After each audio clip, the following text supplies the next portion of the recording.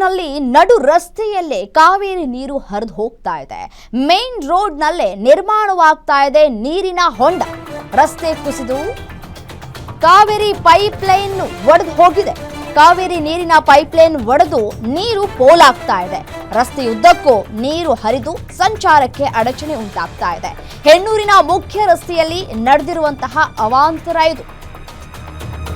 ಮಳೆಗಾಲ ಈ ಸಂದರ್ಭದಲ್ಲಿ ನೀರನ್ನ ಉಳಿಸಬೇಕು. ಯಾಕಂತಂದ್ರೆ ಮುಂದೆ ಬರೋದು ಬೇಸಿಗೆಗಾಲ.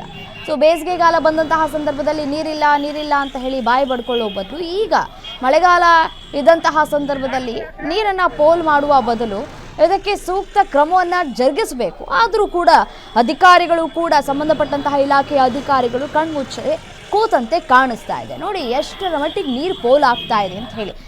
ಸಣ್ಣ ಜಿನುಗ್ತಾ ಇದೆ ಅಂತಂದರೆ ಏನೋ ಒಂದು ಕ್ರಮ ತೆಗೆದುಕೊಳ್ಬೋದು ಅಂತ ಹೇಳಿ. ಬಟ್ ಆದರೆ ಆ ಪೈಪೇ ಒಡೆದು ಹೋಗಿದೆ. ಪೈಪ್ ಒಡೆದು ಹೋಗಿ ನೀರು ಯಾವ ರೀತಿಯಾಗಿ ಹರಿದು ಹೋಗ್ತಾ ಇದೆ ಅನ್ನೋದನ್ನು ದೃಶ್ಯಾವಳಿಗಳಲ್ಲಿ ಗಮನಿಸಬಹುದಾಗಿದೆ.